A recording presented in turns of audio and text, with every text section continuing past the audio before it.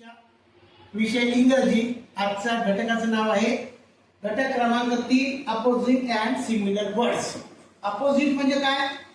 विरुद्धार्थी शब्द, म्हणजे अर्थाच्या दृष्टीने जे विरुद्ध असतात, वेगळे असतात, त्याला म्हणायचं अपोजिट वर्ड्स। याला अभिजात इंग्रजीमध्ये अँटोनिम असं पण म्हणतात। निम म्हणजे नाव आणि अँटो म्हणजे विरुद्ध किंवा विपरीत, म्हणजे अर्थाच्या दृष्टीने वेगळा संदर्भ जेव्हा येतो तेव्हा त्या शब्दाला म्हणायचं विरुद्धार्थी शब्द।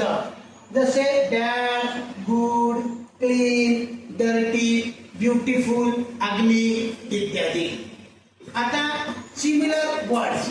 सिमिलर याला कधी कधी सिनोनिम, सिनोनिम म्हणजे सिनो म्हणजे सारखा आणि निम म्हणजे नाव। सारख्याच अर्थाच्या दृष्टीनं जेव्हा दोन शब्दांची रचना असते तेव्हा त्याला म्हणतात समान अर्थी। उदाहरणार्थ जेन्युइन, जेन्युइन म्हणजे कसं? खरा, रिअल, ऑथेंटिक, हे झाले जेन्युइन। कधी कधी त्याला ऑफिशियल पण विचारला जातो। आता पहा, इंग्रजी असो तर कोणती भाषा असो, जर भाषेवर प्रभुत्व मिळवायचं असलं तर आपल्याला शब्द संपदा ही उत्तम ज्ञान असली पाहिजे। आणि शब्द संपदा जर वाढवायची असली तर जास्तीत जास्त वाचन आणि लेखन याच्याशिवाय पर्याय नाही। म्हणून इंग्रजीच्या बाबतीत काही वेगळं नाहीये। भाषा तेव्हा समृद्ध होते की तेव्हा त्याच्यामध्ये शब्दांची रेलचेल असते। मग आता विरुद्धार्थी शब्दाची निर्मिती कशी होते? तर साधारणपणे शब्दाच्या आधी, दिलेल्या शब्दाच्या आधी प्रेफिक्स म्हणजे उपसर्ग। पहा आता करेक्ट आहे, करेक्टच्या आधी इन लावलं, याला इनकरेक्ट। करेक्ट म्हणजे बरोबर, इनकरेक्ट म्हणजे चुकीचं। कधी कधी कपॅबल, अनकपॅबल, कधी कधी इनकपॅबल येतं। त्याच्यानंतर एबल, अनेबल,